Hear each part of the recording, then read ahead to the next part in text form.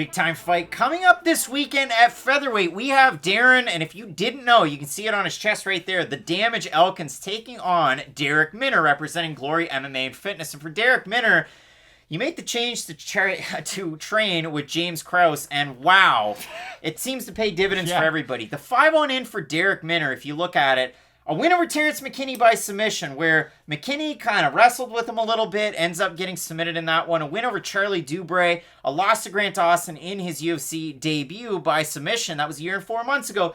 Beats TJ Laramie as a big underdog. Pats for Patrick. I'll pat myself on the back for that one. I had him to win.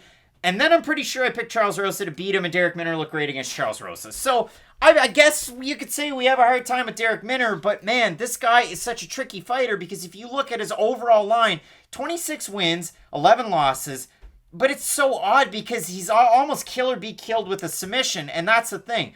Of his wins, 22 by submission. Of his losses, 8 by submission. Yeah, you love it, you hate it. Darrick Minner's the type of fighter, to me, where when he's fresh, he is a very dangerous submission threat himself. But if you can get him tired near the end of a fight, he will become a little bit more susceptible, I should say, to the submission himself. But here's the thing. Even Charles Oliveira has submission losses on his record. Like, it's kind of weird, because with Darrick Minner, you look at that Grant Dawson fight, and listen, we understand, like, Grant Dawson's that guy when it comes to the grappling. Knocked out my guy at 155. He definitely did. Didn't look great up until he did look good. But with Grant Dawson, you know how good his top position is? And he just kind of took the fight out from Darrick Minner. It was just one of those classic Grant Dawson fights where he's going to move forward, going to get that takedown. And really, once he gets the takedown, he does have one of those ground games similar to Brendan Allen, to where once he gets his opponent down, he makes them pay for it the second he gets them down. And the problem for Darrick Minner, he was just never able to get into a rhythm in that fight. If you look at the flip side, look at the Charles Rosa fight, where he actually kind of flowed with his grappling a little bit, you can see just how dominant he is once the fight gets to the mat.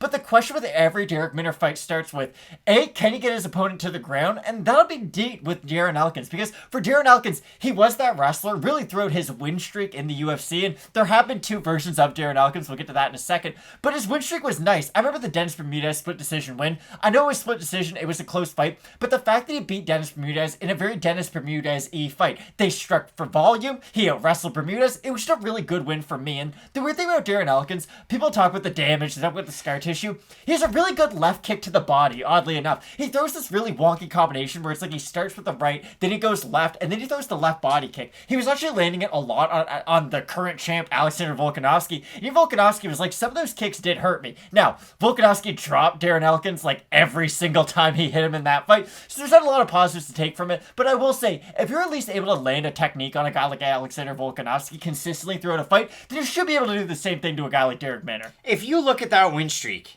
it can't be denied. He beat Robert Whiteford, who was a great fighter. It was a shame the way that things went when he was with ACA.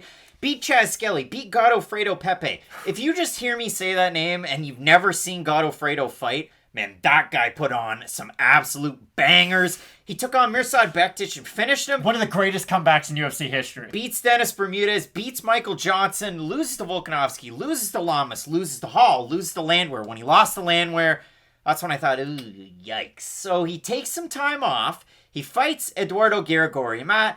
Eduardo Garagori's had a weird time in the UFC. They brought him in as almost like it seemed like a necessity. He didn't really put on great performances. Darren Elkins put it on him in that fight. And so Darren Elkins he's back. He had the 4-fight losing streak. But the weird thing is, he's very, very long in the tooth. He's 37 at this point. Minner coming in at 31. Obviously, I talked about the submission losses. Maybe you don't like to see it. A fun thing that I like to do, go to fightmetric.rds.ca. You can bring up the numbers of what these guys have done so far in the cage. And for Darren Elkins, the sample size is bigger. For Darrick Minner, obviously smaller. 65% of the time it's submissions, either for or against for Minner. 22% are takedowns. 11% of the time he's striking. 39% of the time for Elkins is submissions. 37% of the time takedowns. 23% is striking, either for or against. But the majority of the time that these guys are in a cage, somebody's going for a takedown, somebody's going for a submission. I would just say more grappling than submissions. It's not like in 65% of Darrick Minner's fights, he's only either in a rear naked choke or giving a rear naked choke. Like, these stats are a little skewed, but these are two classic grapplers. The problem is that I just think we're past Darren Elkins' prime. Like, his little run there when he fought Bermudez, when he did beat Michael Johnson, there was talks of him fighting Max Holloway at one point and stepping in for Frankie Edgar. Like, well, he got Alexander Volkanovski.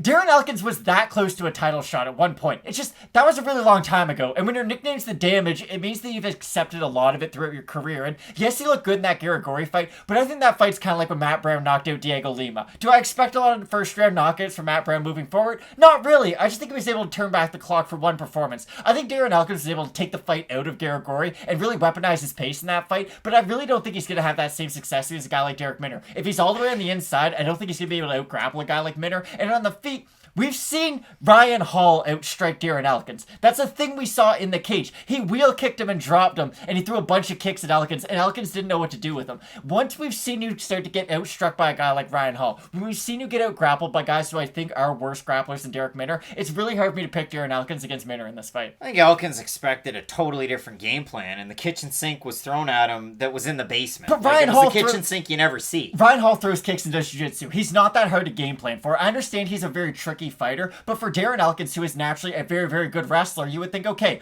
all I need to do is focus on the striking of Ryan Hall, and the fact that he looks so bad in that fight really hurt me. All right, stop digging it, Matt. In this fight, Darrick Minner opened a plus 130. He's a minus 167 favorite now on average at best fight odds. For Darren Elkins, open a minus 150. He's plus 132.